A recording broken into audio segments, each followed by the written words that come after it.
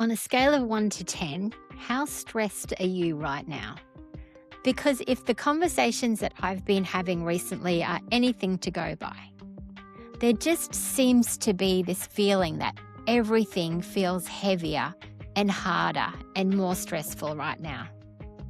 The conversations that I've had with the maitre d' at our local restaurant, the ladies at the gym, and my friends after church, all just seems to be a bit more negative than what they usually are. People are struggling and times are uncertain. And I know that I'm feeling it, and so many people that I know are feeling it too. If your stress levels are, let's say, 6 or 7 out of 10 or higher, then today's episode is for you. My name is Christine Wood, and this is the Living with Margins podcast, episode number 6. And today I want to talk about how in this noisy, stressful, uncertain world, we can find peace and security inside ourselves, how we can stay grounded in a world that feels like a storm around us. In John chapter 14, verse 27, Jesus says, "Peace I leave with you. My peace I give you. I do not give to you as the world gives. Do not let your hearts be troubled, and do not be afraid." What a beautiful promise. I love Jesus' words. He offers us his peace, acknowledging that in our world we're going to have trouble, that there's going to be storms around us, but that we don't have to be troubled. We don't have to be afraid because Jesus offers us his peace. But sometimes I find it difficult to put that peace into practice. As much as I know that it's true, I let the noise of the world interrupt that peace, and I find myself getting stressed and worried. So today I want to talk about simple things that we can do that help us to stay grounded during times of stress and uncertainty. Number 1 is to take care of our body. Physical health and mental health are linked. They're the same. Health is health. Our body and our mind are linked, which of course makes sense. But so often in the past, I have separated the two.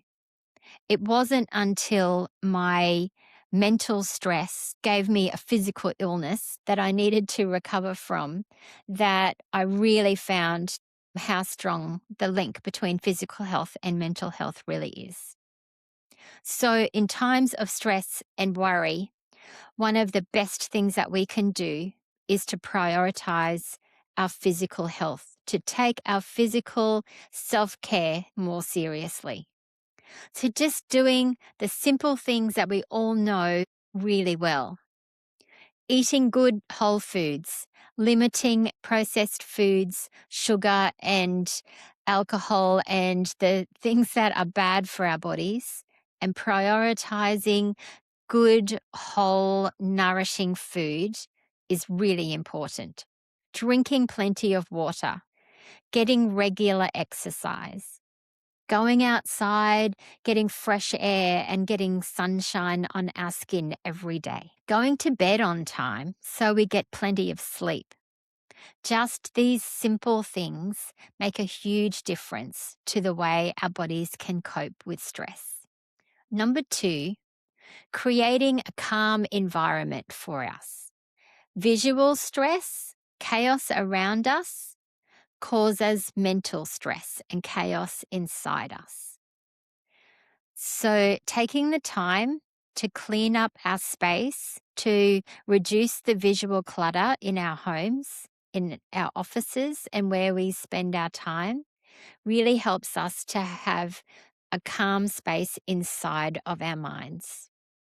So today you might spend a few moments just clearing off your kitchen counter, taking things off the coffee table, the bits and pieces that are lying around, just put them away.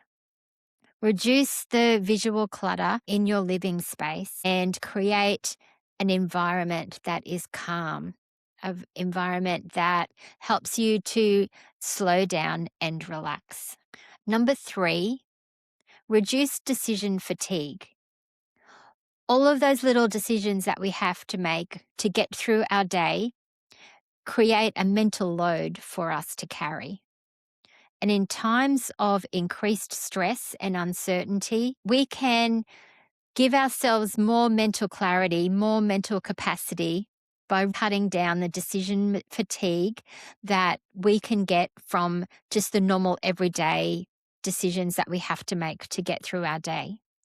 So things like creating a capsule wardrobe or a uniform for us to wear each day so that we don't have to spend too much time staring at the collection of clothes in our wardrobes and wondering what we're going to wear.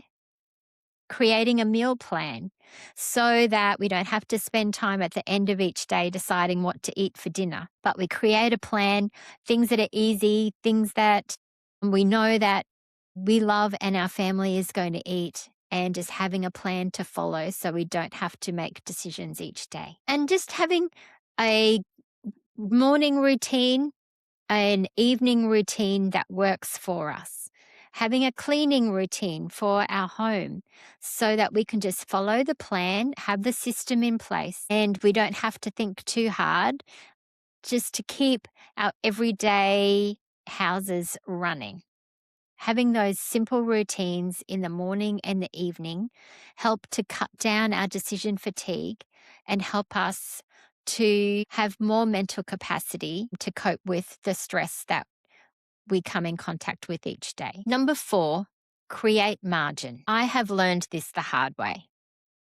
When my life is totally overcrowded, when I am too busy and I don't have time to sit still, when my mind doesn't have time to process everything that's going on in the world and in my life, then the stress levels increase and my mental health declines. So, a really important practice for me is to have some quiet time every day. Time when I can journal, time when I can knit or crochet or do something creative with my hands that lets my mind wander and my thoughts process. Just having some quiet time, some time in solitude, helps me to increase my mental capacity. It helps me to process stressful events, and it gives me the mental capacity to be able to cope so much better with everything that's happening in the world. Number 5, stay connected. This one's really important because so often our response to stress when we are struggling, what we most naturally do is to withdraw. So we don't feel like going out. We don't feel like socializing. We might not even feel like going to church. We want to sort of retreat into our own bubble when we're struggling, where really what we need is the opposite. We need to get out. We need to connect with other people and spend time with friends and family. So during these stressful, uncertain times, even when we don't feel like it, we need to stay connected with the people that we share our lives with. So make a call and arrange to have a coffee with a friend. Prioritize going to church, going to a class at the gym, connecting with your family, invite people over for dinner. Just keep it simple, but prioritize connecting with one another and doing life together. And lastly, and probably most importantly, look to God. Because God is the anchor for our soul. God is the peace that passes understanding. God is the one who is all powerful, and it is in Him that we find our hope and our peace in times of uncertainty.